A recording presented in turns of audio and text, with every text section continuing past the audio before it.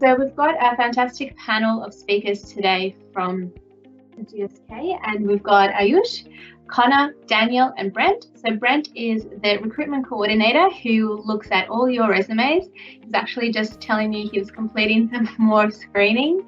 And the three other presenters today are actually UNSW students. So they have successfully gained employment in this organization, and they'll be talking about their different experiences in different branches of the company. So that's it from me. I will hand over to Brent now to talk a bit more about the opportunities, and keep coming through with your questions and your introductions. It's lovely to see that and to get to know you guys behind the screen. Excellent, Brent, over to you now. First of all, thank you, Daria, for the introduction.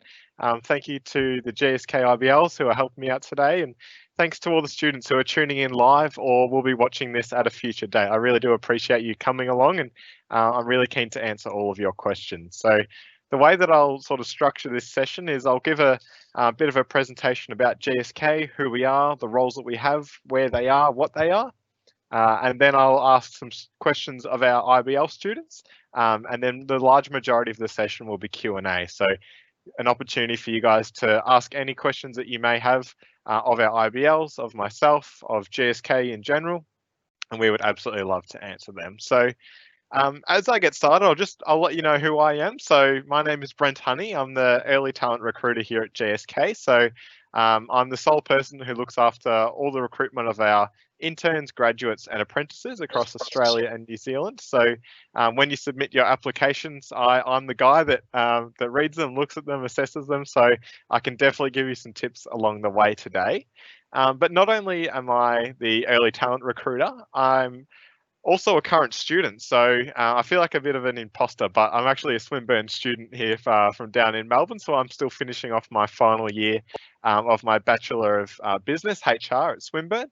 And the reason I'm still going with my studies is because last year I was actually an IBL myself. So I completed 2 years of university. I was an IBL for 12 months at GSK, and now I've stayed on at GSK in a different role while also finishing off my studies. So that's a little bit about me, but I'll tell you a bit about GSK now, because some of you may not know much about GSK, despite being a very large international business.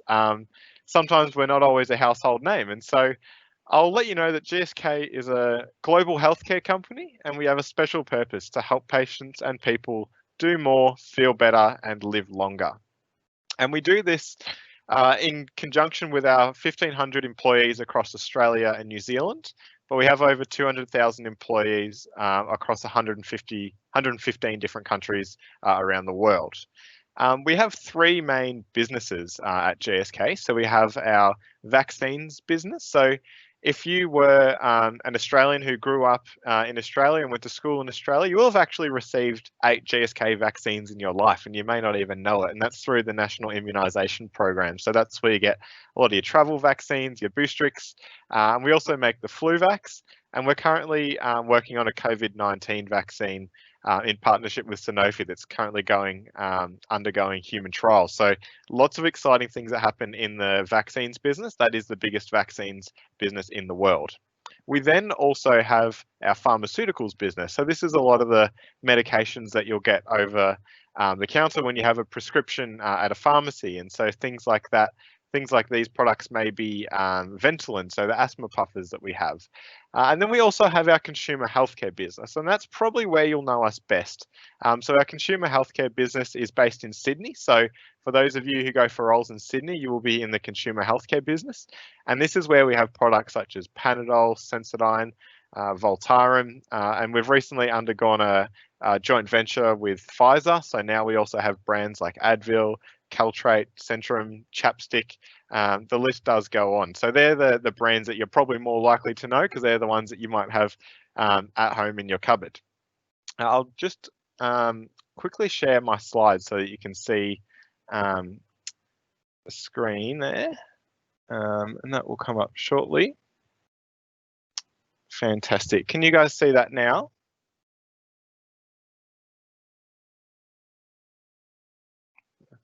Yeah, thumbs up. Yeah, if you can it's see live the now. Yeah, Perfect. Thank you very much. So now that you know a little bit about GSK, I'll tell you a bit about our program in particular. So our industry-based learning program has been running since 2009, and it's centered around providing undergraduate and final year university students a really awesome opportunity to participate in real life work and get some experience. So these roles are 12-month full-time paid internships that run from January to January.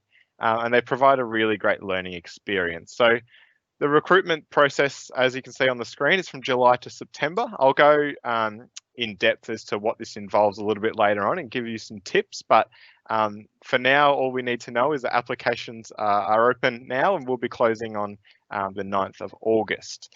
Our program, as I said, has been running for a long time, and I truly do think that it gets better and better. And we've seen this through our Grad Australia and Grad New Zealand rankings. As for the last 6 years, we've been one of the top 100 graduate employers every year, and our rankings have been climbing quite nicely. I will note that this program is for undergraduate students only, and those rankings are affected by both our grad program that we run and our IBL program that we run. But I'll get into the eligibility criteria now, just so that I can help explain who is and who isn't eligible for the roles.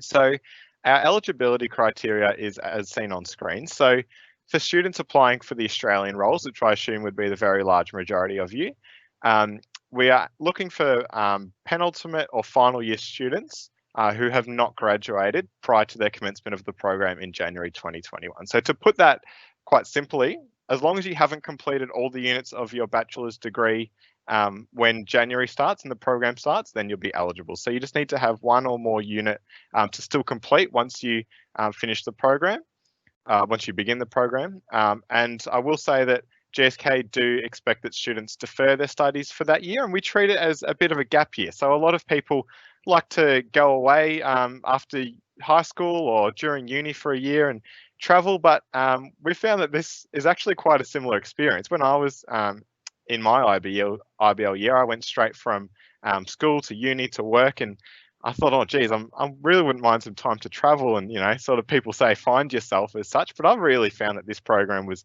my way of learning about myself and what makes me happy, what gives me energy, what motivates me, and where I want to go in my career. So we do expect that students don't study, and that's just because we want you to have a fantastic well-being and social life while you are in your IBL year. So we do find that students who try to complete, 1 unit per semester or even more really do struggle, and they often don't do their work really great, or they don't do their uni really great as well. And so instead we find it's better off for a student to focus on work 100%, so that after 5 o'clock they can still, exercise, see their friends, play sport, dance, learn your instrument or anything like that. So we find that that's the best way to go. So that's in terms of your study. You must be a citizen or a permanent resident of Australia or New Zealand to apply, and this is for legal reasons. We would love to have everybody on board, but unfortunately we cannot take visa holders under some certain laws and that kind of thing. And then students must also be able to commit to working full-time from January 2021 to January 2022. Now you might be wondering what roles are offered. So we bunch them into 4 different streams. So we have our sales and marketing stream, our business operations stream, manufacturing and supply stream, and our medical and clinical stream. And under each of these streams, there's sort of 10 to 20 roles, and there's a full list of each role and the job description on the students page of our GSK Careers website, and this is where you'll find the most information about our program. But you can see that there's a very large range of roles. Those in Sydney are typically in the business operations stream, and we also have some in the sales and marketing stream and the manufacturing and supply stream. All of the medical and clinical roles are based in Melbourne, but that's not to say that having those skills in the medical and clinical stream won't make you eligible to apply for the others, because we've found that it's a core set of skills that really help you in all of the streams and that they're quite transferable. So in terms of where our IBLs are located, you can see that there's 54 IBLs that we're recruiting for next year. 29 of them are at our Abbotsford Pharma commercial site in Melbourne. So this is our head office in Abbotsford. We also have a manufacturing site in Boronia. So Connor, who's with us today, went to UNSW, but he is actually in Boronia in Victoria. So that shows that you are definitely able to apply for roles that are not in the state where you currently live. Hopefully with COVID, we'll be able to travel between borders if you do want to relocate, but that's something we can tackle once we get to it. We then have our Ermington Consumer Healthcare head office and manufacturing site. This year, we're only recruiting roles for the head office, which is there in Ermington, and this is where we look after all the consumer healthcare things, so all things Panadol, Voltaren, Sensodyne, etc. And then we also have 7 IBLs in New Zealand as well. In terms of the role structure, so what will you be doing in your internship? And this is what I really do encourage you to ask our IBLs, because they'll be able to give you some really great insight into what actually happens in an IBL year. And there's also all the job descriptions online that I mentioned, but every single one of the roles follows the 70-20-10 model. And this is the model that we find to be really, really effective to help students learn and really maximize their year. So 70% of the job is on the job learning. And so this is doing tasks, working with teams, working on projects. This is your really nitty gritty hands-on kind of work. We then also have 20% of your learning, which will come from developmental relationships. So this might be working with a buddy, working with a mentor, with your manager, having chats with other people who are really there to invest in your learning. And then the final 10% is the formal training. And so people might think that in an internship, it's all just my learning and formal trainings in classes and that kind of thing. But we really feel that this 10% is just to supplement and give some context to the kind of work that you do in the large portion, which is the 70% of the on-the-job training. And my last thing that I'll talk about before we get into some questions from our fantastic IBLs is the recruitment process, because I'm really keen to give you some tips in this area. So our recruitment process is open now, as I mentioned, and the first step is an application form. So this is where you'll go onto our GSK website under the students page, and you'll be able to apply for one of the 4 streams across each of the locations. And in the application form, this is just some basic eligibility questions. And so I just encourage you to read the eligibility carefully before you apply. And this is a global questionnaire. So there will be a couple of questions there that don't 100% align, like they'll ask for your GPA, but that actually doesn't matter. You can just put in your WAM and it won't matter. But that being said, our program is a strengths-based recruitment process. So this means that we actually don't look at your resumes and we don't look at your cover letters. Instead, you're based purely on the skills that we deem to be essential to succeed in this program. So a strengths-based recruitment process isn't one that you have probably been through before. It's one where we assess firstly how likely you are to succeed in the role, but then also how likely you are to enjoy the role. Because we find that if you have high capability and high engagement, then people tend to enjoy their role more, they do better in the role, and they stay longer in the role. And so this means that we also get a much larger span of diversity across our roles, because often CVs can be quite discriminatory, because somebody who perhaps has a caring responsibility in the family, so they might, pick up their brother and sister from school and cook and clean for the family, might have a better looking resume than somebody who perhaps grew up in a wealthy family and was able to have tutoring and didn't have to work a job and that kind of thing. And while all backgrounds are accepted, we find that just by understanding what do we really need for someone to succeed in a role, and that's their capability and their engagement, well, then why are we looking at everything else? All we need is to look at those 2 things. And that's what our recruitment process does to make sure that everybody has a really fair go. So in the world of GSK online tests, this is where we test that capability. So this is a test that is unlimited time. So when you go into it, you can take as much time as you like, but it typically goes for 1 to 2 hours. And here you're asked a series of questions. It's kind of like a video game almost. There'll be videos of GSK employees asking you questions and telling you things to do, and then you have to answer multiple choice questions about how you would respond. And so 80% of this test measures your capability, decision making, and how closely your values align to GSK. And then the other 20% is your cognitive ability. So there's a bit of a mathsy kind of section. So this is nothing to be scared about. I would just encourage you to have a pen and paper, a calculator, and take your time, and you'll be completely fine. And then if you pass that test, so that's the only part of the recruitment process that's pass or fail. Everything else is personally assessed by me. So that's the only real robotic assessment. The next stage is a pre-recorded video assessment where you'll be asked to do a presentation and answer 10 short questions via video. And then we'll take the top 3 to 4 candidates for each role to a live motivational interview where you'll have a chat with the manager. And then finally, it's just the pre-employment screening and checks, and that's just really for compliance reasons. So there's nothing to be scared about there. But that's enough from me. I've spoken to you for a while. I would much rather you hear from real UNSW students who have landed a role at GSK and are absolutely excelling. And so firstly, I'll get them to introduce themselves, tell me what their role is, what they're studying, and then I'll ask them a question. So I'll start with Ayush. Ayush, are you able to firstly tell us what role you're studying, what role you're doing, what you're studying, and then I'll ask you a little question after that. Yeah, sure, no worries, Brent. Hey guys, my name's Ayush Kapila. I work in commercial supply chain as an IBL. Currently, I'm at UNSW studying a double degree of a Bachelor's of Economics and Finance with 3 majors of Finance, Economics, and Business Strategy and Economic Management. Fantastic, thank you, Ayush. And what would you say your favourite thing about GSK is? That's a good question because there's too many. I'd say I'd put it as support.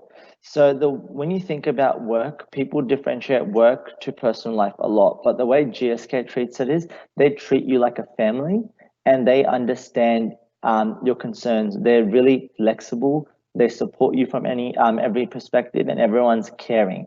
That's something that's really hard to find in a workplace, because considering being in a workplace, people just want to come in and get out. But the way management treats you is with full respect, full support, and they care about each individual, which is something that I've found really amazing, and other jobs wouldn't provide that. Fantastic. Thank you very much, Ayush. Danielle, are you able to tell us a little bit about your role, your studies, and then again, I'll ask you a little question? Sure. So hi guys, I'm Danny. I'm at the Commercial Excellence IBL. Essentially what I do is I work in the category team. So essentially category sort of provides the statistics and analytical backing behind a lot of the moves that marketing makes. And I'm currently in my final year of a commerce and law degree, majoring in marketing. So what Brent said about it being skills-based is definitely true, because category is much more maths-based and analytical than what I've previously worked in, but GSK has definitely provided the support for me to really pick up the ropes and learn. Fantastic. And yeah, I guess it means that by not necessarily studying something that completely aligns to your role, it means that, well, really you're getting fantastic improvement in both, one through sort of formal learning and one through on-the-job learning. So that's fantastic. Danny, what would you say has surprised you most about working at GSK and being an IBL here at GSK? I'd probably say the culture. So in my previous workplaces, it was really fast-paced and hectic, which isn't to say that GSK isn't, but the fact that people are always willing, especially on my first couple of months on the job, to be honest, they're always willing to lend a hand and help out and just, chat a little bit. I think that was really surprising to me coming from previous positions. Fantastic. Thank you, Danny. And Connor, would you mind telling us a little bit about yourself? Sorry, still just on mute. Fell for the trap. Yes, I fell for the trap. Yeah, hi guys, I'm Connor. I'm a continuous improvement IBL. That means that I work at the manufacturing site at Baronia, and my role is to improve the manufacturing processes at site so we can boost productivity. And I'm studying chemical engineering and maths at UNSW. Fantastic. And this is a bit of a tougher question. I would say, what's been your biggest challenge at GSK so far this year? I think my biggest challenge at GSK so far has been a self-inflicted one. I volunteered for a pretty big project within my first month of working here at GSK, where I was making a dashboard for the site leadership team to use, and to make this for them to use during coronavirus to help them access data and do better performance management. I had to use the tools of Power BI and Power Apps, which I'd never used before.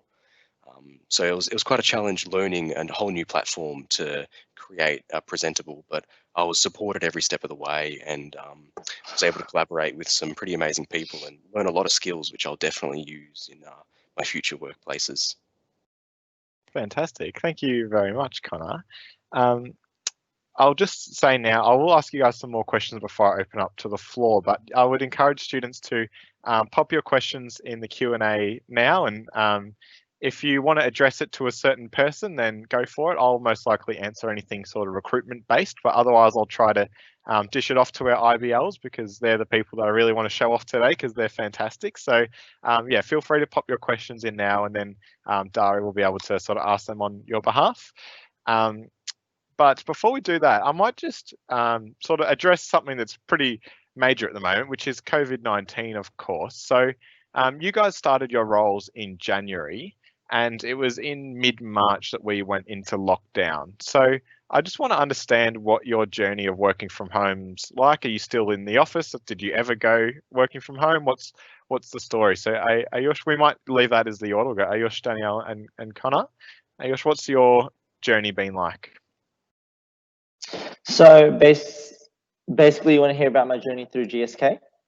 Yeah, in terms of COVID-19. So have you been working from home, obviously, or in the office, or how's that been? So GSK has been really flexible. They've actually shut down offices for everyone in the commercial side, and we've all been working from home. And what normally GSK supports is they encourage people to work from home at least one day a week, just as a different environment. But when it came to COVID-19, due to the safety of everyone's family and every personnel, they instructed everyone to work from home.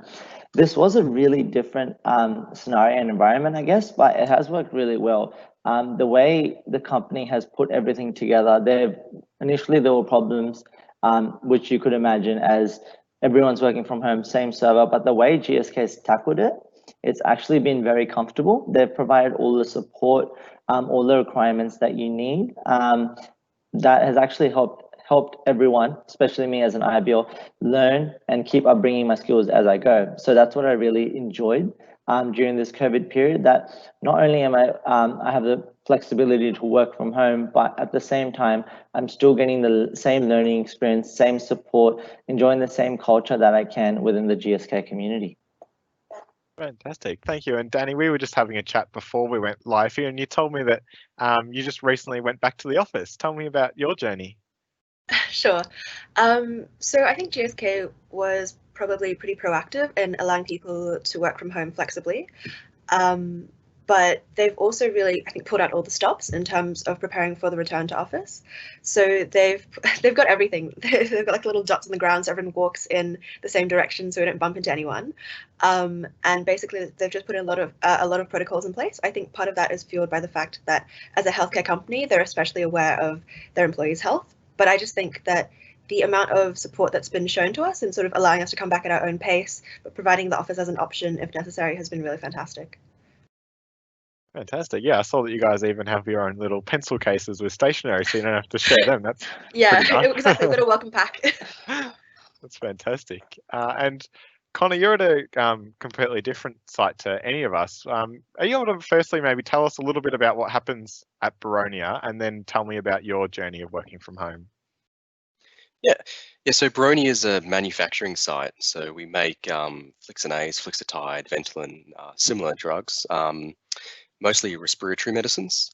So coronavirus has been a very, very interesting experience for us because since we're a manufacturing site, we have to be very, very cautious with who we let into site and the actual manufacturing, because you obviously don't want to ship something that has coronavirus in it. So we've had a lot of our workforce, apart from the essential workers who are directly manufacturing the products, we've had a lot of them go home, and so that's been quite an interesting experience. And initially, you have kind of the same troubles as I'm sure all of you have experienced just in your normal day-to-day life of not being able to directly interact with people. But it's been quite good because we've rapidly adopted new ways of working and consciously make decisions to ensure that we're still getting enough face-to-face time. Even though it's digital, it's still, we're consciously making decisions to make sure that we still get enough of that face-to-face time and interaction with our peers, so we still feel part of a team. So yeah, it's been quite a good experience overall, I would say. Fantastic. Yeah, they do some really, really cool work out in Boronia, and there's been a select few who have still been in the office at the site to make sure everything can keep going and patients can still get their medicine, which is awesome. Zoe, are there any questions in the chat just yet? Not yet. So anyone who's on the call, feel free to go ahead and post questions. But while we wait for that, I do have a question as well. I'd love to hear from all the presenters. Since you are UNSW students, I want to know, if anything, did you do anything at UNSW that you think helped for you to be more employable, whether it's with the Career Centre? If it's not, I won't take offence. And if it is, then great, let us know about it. If it's something else that you've done throughout your degree at UNSW that you think helped you be more employable, I would love to hear some experience from you guys. Fantastic. We might go in the same order again, Ayush, if you wouldn't mind starting. Yeah, so I've had a similar experience, but I guess not all the way. There's a course available. I think this is more for the business side. I'm not sure if the other faculties have that as well, but there's a course available called COM 2222, which is basically an industry internship that you can actually go on, and rather than doing a semester in uni, you actually can get a placement in a different company. So there's two different areas to that. The one that I did is I self-seeked an internship myself, which was actually in London. And I spoke to uni and got it counted as a course and went over to London for that internship, which was really beneficial for me.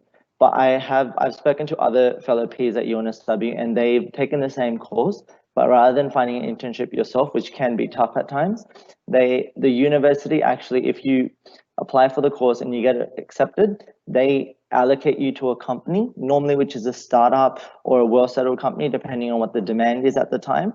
And throughout that one trimester, you are basically doing an industry internship as part of your course.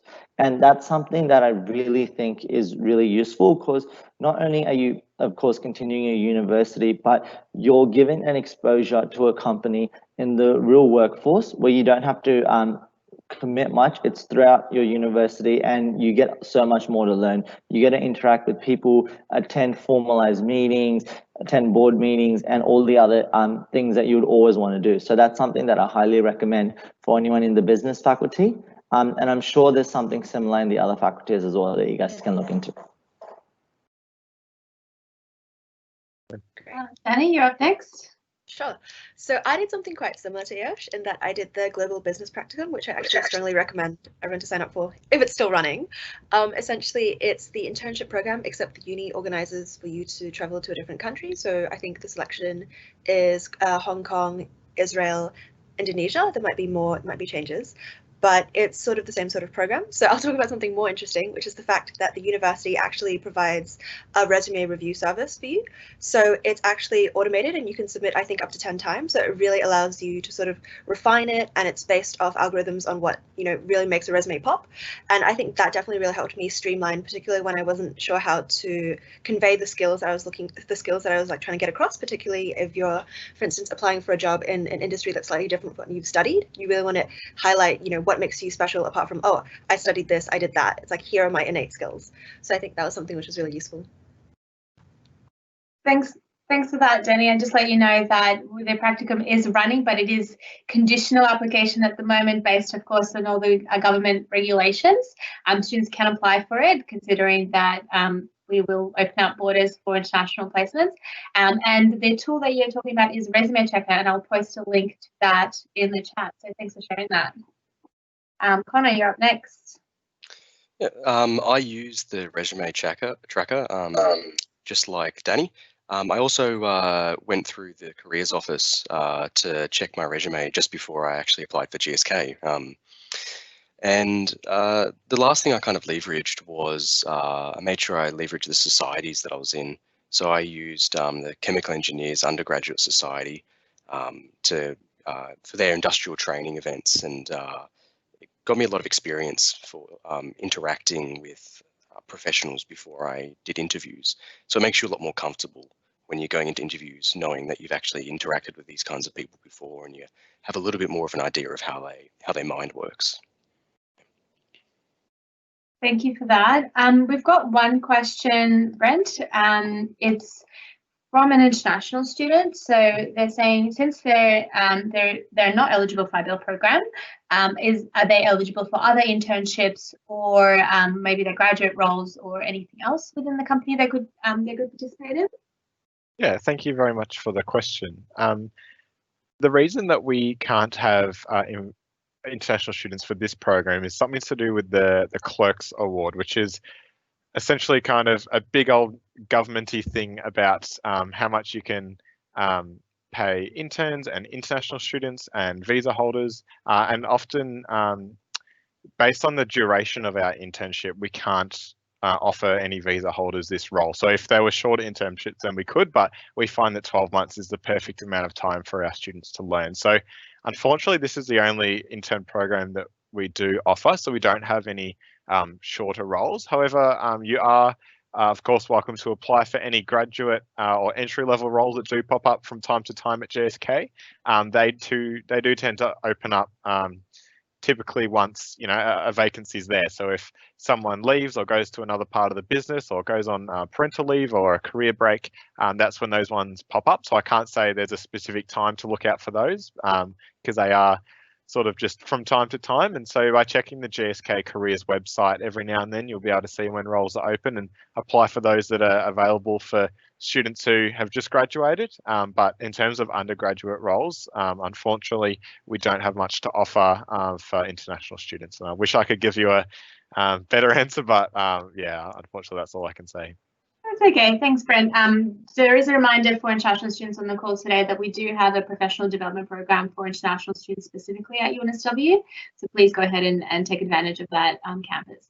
So Brent, the next question for you is, what are some of the qualities or characteristics of graduates that are, or IBLs that GSK is looking for? So do they need to all be leaders, or do they need to be risk analytical? What's your take on that? Fantastic. It's a great question, and I will get some input from our IBLs later on as well. But in terms of the recruitment process, as I said earlier, we're testing your ability, your likelihood to succeed in the role and your likelihood to enjoy the role. And to succeed in a role, we are looking for, firstly, that your values align to GSK. So I'd really encourage you before you apply to check out what our values are and some of our expectations are. That can just be done via a quick Google. So that you can sort of have that in the back of the mind when you're answering questions, because we want to make sure that you want to join GSK for the right reasons, firstly. And our purpose is to help people do more, feel better, and live longer. And we really hope that that's something that you want to do too. And then the next thing that we check out is the sort of the key skill set for each role. So every role has a job description on our website, and each of them are different. So naturally, a role like a business analytics role will be more analytical and look for sort of more mathematical skills and reasoning and problem solving. Whereas a different role like a communications and change role is much more likely to look at your communication skills, how personal you are, your emotional intelligence, your formal writing and that kind of thing. So every role looks for something different, but I would say that each individual role would definitely need a strong element of communication, as everybody sends and receives emails, is part of meetings. We'll have the opportunity to present at some point in the year, not that you have to. And so each role would require you to be a good communicator and a fast learner, I think would be important. So the ability to listen and understand is very important, because there's so many development opportunities throughout the year. Like, the amount that you want to learn is really up to you. Last year, I said yes to every single opportunity that came up and probably stressed myself out a little bit because I just wanted to learn everything. And so instead, I maybe should have picked a few things because that really allows you to become a really strong learner in a few things at once and do them really well.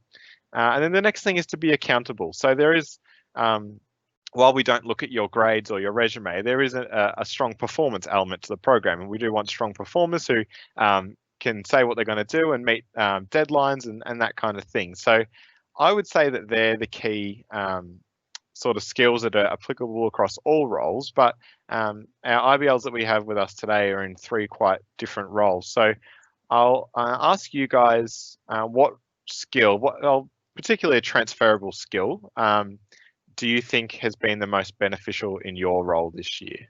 Ayush? And I'll just add to that question. How did you also show it in your application? That's what I want to know. What do you think you've written on your application that shows that skill? Okay, yeah, no, that's a good one. I would say in my role, there hasn't been one specific, but I still remember the way I approached my 2 managers in the interview. And clearly from their attitude and what they were looking from me was they wanted strong communicational, strong analytical, and someone with a can-do attitude. Even if you didn't possess the previous technical skills, you weren't that good with certain softwares, but they were required on the job, that's okay, as long as you had that can-do attitude, that you're willing to put in the time, the effort, and the learn. That's something that not only, I guess, in my role, but every single employer wants to learn, because at one stage or another, everyone needs to learn. If you don't have that can-do attitude, and if you can't express it, then I don't believe it's going to be, you're going to convince the employers. Within my application, something that I know I was questioned my CV, because I've got previous management experience at McDonald's. That was something that was brought up, and they questioned about that. But one other thing that they really sparked to the 2 managers who employed me, I actually, in my CV, I have a little section at the top which I call my philosophy, and I've actually just written 2-3 lines about myself, what I want to accomplish, what my end goal is, and what roughly my pathway would be. And I started off with a quote, which is, "Success is measured not by our not by our achievements, but the failures in our weaknesses and how we improve on them." So that's how I start my thing, and that's something that I believe some way or another, because when you submit your application, people don't know who you are, the employers don't know, the HR doesn't know. So make something different, or make something that conveys what kind of character you are, what kind of values you have, because just a simple job or your education won't convey that, and people will never understand who you truly are from a piece or 2 pieces of paper. Thank you. Thanks for that. Danny, you're up next. I would probably say willingness to learn is definitely important, but I think the most important thing is probably passion. So if you're applying for GSK, just don't, it should be clear in your application that you're not simply applying for it because it's like, oh, it's, you know, a huge pharmaceutical company, I want to work for an international company, etc. You have to think carefully about why you want to work for this company, what makes it special, how it speaks to your values. And I think definitely look really closely into the role itself, because I guarantee for almost any interview that you conduct, they're going to ask you, so why did you apply for this position? And a lot of people probably aren't able to give a good reason. They might not fully understand what the position is. So show that passion by researching thoroughly into it, being able to speak to why it connects to you as a person, and how you sort of show that in every aspect of your life.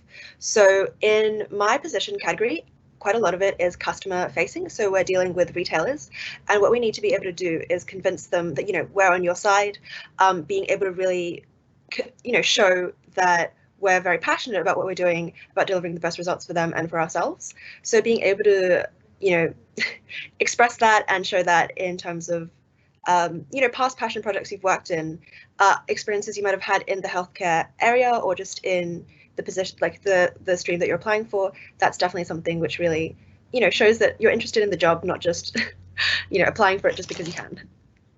Yeah. Thank you for that. And I've got Connor up next. Okay.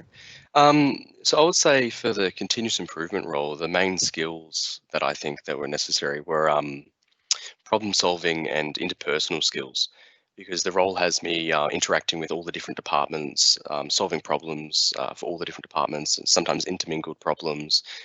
So one of the core skills really is knowing how to interact with a wide variety of people and get them on your side, collaborating with you, and being able to kind of effectively form a rapport with people quickly. So I'd say that's a really valuable skill to have. And I would say to kind of show yourself to an employer, one of the things that I did in my CV was to try and link everything. Whenever I make a claim, I try and link it with something that I've done or evidence or my values. So try and really beef up any claims that you make with like, if you're a problem solver, present examples of when you were presented with difficult problems and really link those into your CV, I'd say. Fantastic. And I will add to that, because as you guys were talking, I got lots of different ideas. So a few other things that are really important, I would say one in all roles is teamwork. So every single role you are working within a team, or whether that's with your manager, other IBLs, cross-functionally, which we'll get to later in the next question, I believe. So teamwork is really important. Another one that was mentioned by Danny is sort of customer focus. And at GSK, our customers are patients. So patient focus for us is really, really important. And your ability to understand and predict how your work is likely to affect the lives of patients and the end users who need our products to help them, as our motto says, do more, feel better, and live longer. Also, your ability to adapt to change is really important, I would say. In a ever-changing society, this year is the perfect example.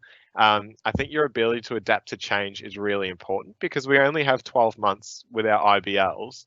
So you don't want to be somebody who takes a long time to adapt to change. And while, of course, you do get the support required and everybody changes at different amounts, the students who have been able to adapt quickly and see it as an opportunity and then leverage the change to our benefit has been, those are the ones who have probably shone the most this year.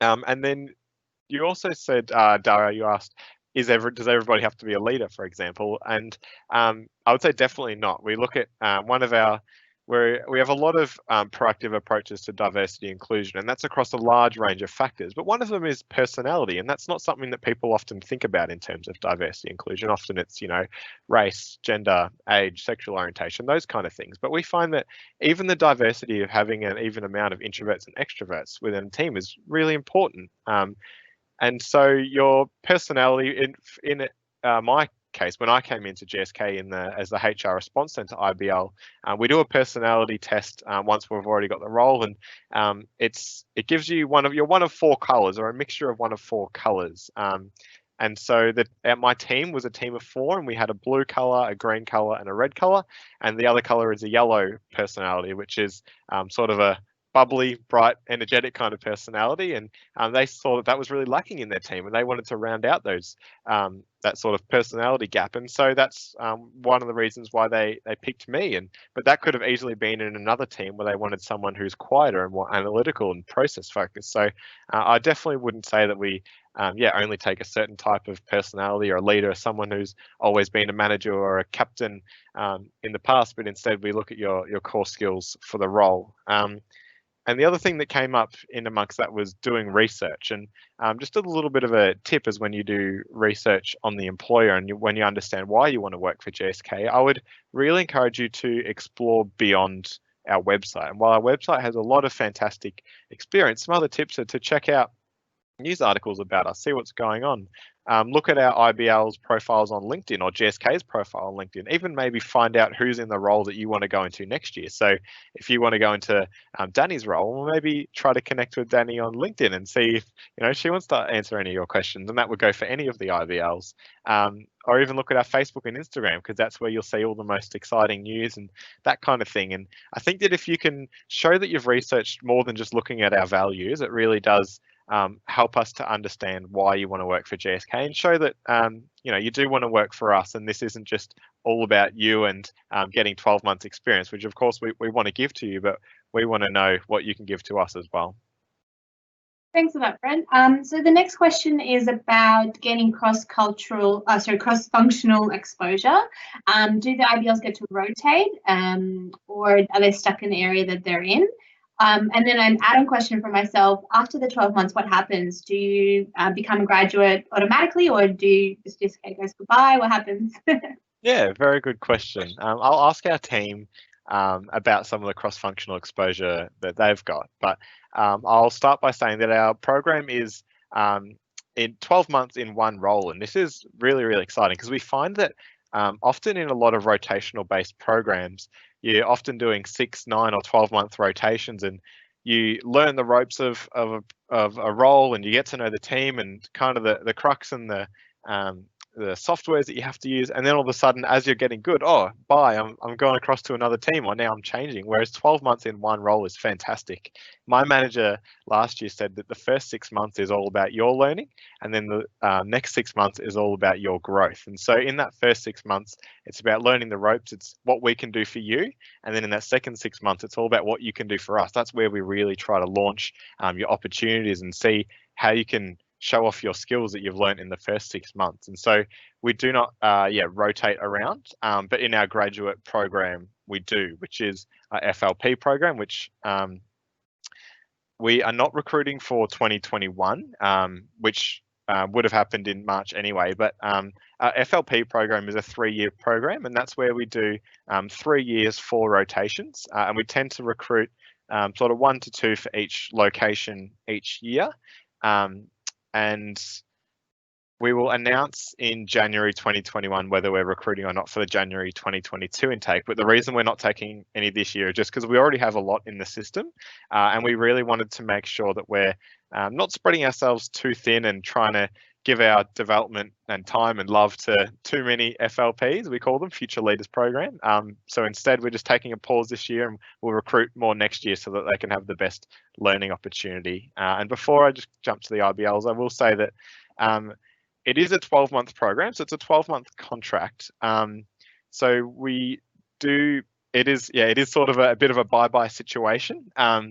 And that's because a lot of students have uni to go back to. So it does make sense. But that being said, every single year there is a portion who do stay on, and that changes every single year. So last year in the Abbotsford office, there was 28 of us IBLs and 11 of us stayed on, which was a really fantastic effort, because the year before, I think it was 5 or 6. And that doesn't talk to the caliber of the students at all. It just means the amount of opportunities that are available, because in a 12-month program, that's been running for, this is our 12th year, if 50% of students stayed on every year, well, then the program would only go for 2 years, and then everyone would be in roles already and there'd be no spots available. So that's why only a small amount of students stay on, and when they do stay on, it's in roles that happen to pop up throughout the year. So personally, my role last year, I let them know really early on that I was keen to stay at GSK, and I really loved it here. And in September-ish, the recruitment team said, hey, we've got a role that we're about to start recruiting for, but we actually think you'd be a great candidate.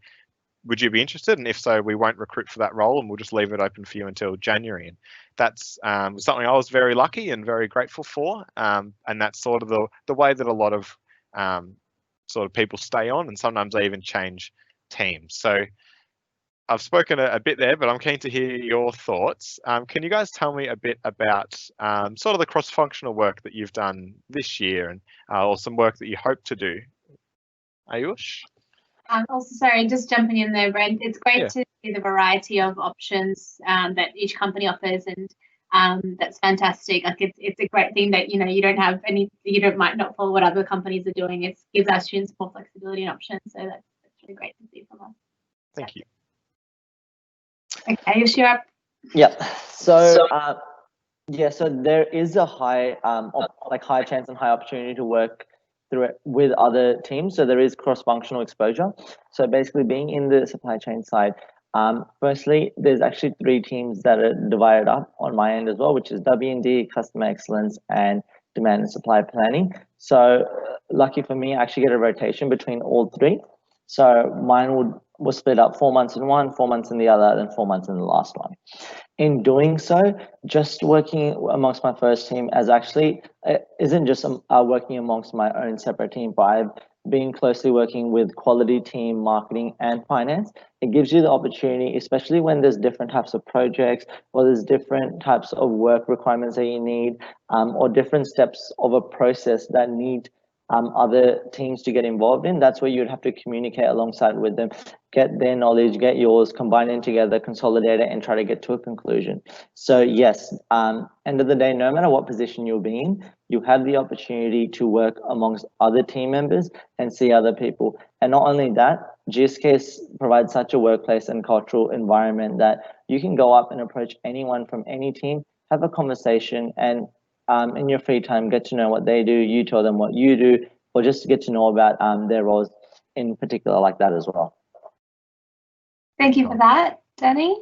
Yep, definitely agree. So I think you'll find out pretty early on in the job that your role doesn't just involve you sitting in a corner somewhere just doing your own thing. You definitely have to reach out across almost the entire business to sort of find the information you need to collaborate on projects.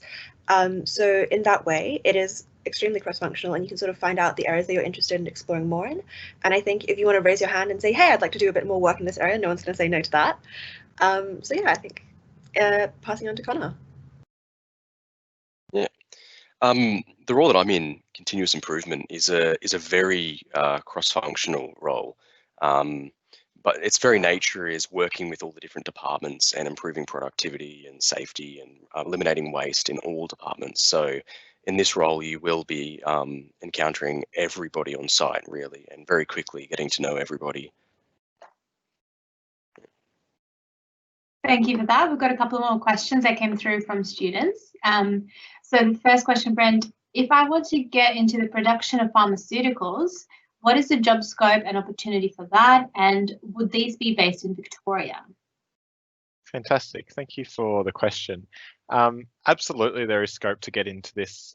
This is what we do in Baronia, so where Connor works. He's a perfect example of somebody who's keen to do similar and moved down to Melbourne for that role. So I will say that yes, those roles are in Baronia. So all of our pharmaceuticals production roles are under the manufacturing and supply stream, and they'll be the roles based in Baronia. So when you go onto the website and look at the 2021 IBL roles, I think there's about 7 or 8 that are based in Baronia, and that whole site, everybody that works at that site is helping to produce the pharmaceuticals, whether that's you know, in teams in the office or actually in the site as well.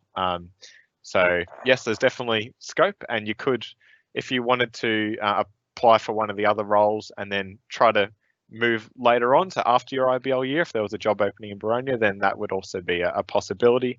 Again, not a guarantee that you'll be able to get a role afterwards, but that's the pathway.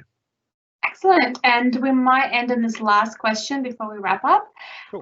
It's from Matthew, and it's asking, with the emphasis on teamwork as a global company, how is the ANZ business structured in terms of integration with the regional and global business? Do IBLs get the opportunity to interact with teams from different markets during their 12 months there? Fantastic question, Matthew. Thank you very much for that. So GSK is a very global business with our headquarters based in the UK. And then after that, it's split into regions. So our region, we kind of fall under 2. So one's the APAC, so sort of Asia Pacific, but then we're also part of a kind of a mixed match of countries called, it's the Australasia and Greater China area. So it's very odd. It includes us, Japan, Canada, Spain, and then it's mainly after that Middle Eastern and sort of Southeast Asian countries. And so that's the way it's split. So we pretty much report up each time. So in terms of HR, there's, you know, everyone has a manager, there's a HR director of Australia Pacific, and then there's a HR team in region, and then there's a HR team in global, and each report to the next. So that's kind of the line of command, I guess you would say. But then in terms of working with others, yeah, absolutely. So I work with, today, talking to Mina, the early talent recruiter for Asia Pacific, and it's often a great way to get insight and talk to somebody who's quite experienced and has really great knowledge by reaching out to people at the regional level. So there's definitely, well, not necessarily definitely, but most roles don't have something built in that's regional, but every single manager would love if you wanted to do something with the regional team and reach out to them. Often it may mean that you have to do a few calls outside of hours, and then you can make up those hours and start late the next day, or whatever it may be. But 100% we do have opportunities to work with regional teams, and I think that would actually be a great little booster if you can include that into your interview, because managers always love people who are thinking about the bigger picture more than just Australia. Thank you for that. So I'll let you finish up, Brent. Fantastic, thank you. So yeah, before I go, I just want to give you a few final reminders. So one is that applications close on Sunday the 9th of August, so you've still got plenty of time to apply and ask me any questions. My email is, I'll put it in the chat in a sec, but it's anz.careers@gsk.com, and that's where you can ask me any questions at all. To apply or find out more about the program, I would firstly go to the GSK students page on the GSK Australia website. That's where you can see all the roles and the JDs. And then on the Grad Australia and Grad New Zealand websites, there's a GSK profile where there's lots of cool videos and day in the life stories and that kind of thing. And we also did a session with Grad Australia and Grad New Zealand last Friday where we got to answer a few more questions. So if you do want to watch that, that'll be up on the website shortly. But other than that, just a massive thank you to the students who came along, to Daria and the UNSW team who helped to have us here and give us this opportunity, and then finally to my IBLs who gave some fantastic answers and showed what life can be like as a UNSW student at GSK. Thank you so much for that, Brent, and thank you, Danielle, Connor, and Ayush. I'm just going to finish up as well, to saying if you've got any final questions that you didn't get to ask, please email the SACS email address as well, so sacs@unsw.edu.au, or you can go to GSK directly as well. Brent will post up the email address there, and we'll have a few more employer presentations coming up this term, so stay tuned. Thank you so much. Goodbye.